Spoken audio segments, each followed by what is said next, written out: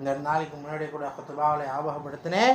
ஷேகுல் ஹதீஸ் ஜகரியா ரஹமத்துல்லாஹி அலிஹி நமது ஷேக் நாயகம் அவருடைய உஸ்தாத் அவங்க தான் முரீதுகளை பார்த்து சத்தம் போடுறாங்க, என்ன இப்போ நீங்கள் செய்கிறங்க, அஹ்ல பைத்துக்காக நீ என்ன செய்கிறங்க, யாரும் கவலை இல்லாமல் இருக்கிறாங்களே, அஹ்ல பைத்த நபியுடைய குடும்பத்தால் எவ்வளோ ஃபிதாயத் எவ்வளோ அர்ப்பணம் செய்தார்கள், நபியுடைய தீனை கியாமத்து வரையிலும் கொண்டு செல்ல வேண்டும் என்பதற்காக வேண்டி.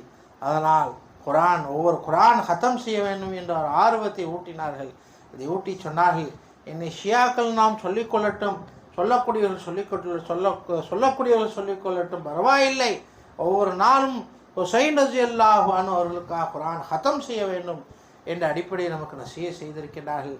நம்முடைய தாதா சர்க்கார் ரஹ்மத்துல்லாஹி அலைஹி நூரி நாயகம் அவர்கள் கூட ஆஷுராவுடைய ஃபஜ்ருக்கு பிறகு குரான் ஷரீஃப் ஹத்தம் செய்வார் என்பதாக அவருடைய தர்ஜுமானை நூரியிலே எழுதப்பட்டிருக்கிறது. அதாவது ஃபஜ்ர் தொழுகைக்கு பிறகு ஹதியா செய்து அதாவது சீரணிகள் புழங்குவார்கள், அதாவது இஸ்திமால் அதாவது மக்களுக்கு மத்திய சீரணிகளை கொடுப்பார் என்பதாக அவருடைய தர்ஜுமானிலே மாஹ்னமா பத்திரிகையிலே எழுதப்பட்டிருக்கின்றது. ஆக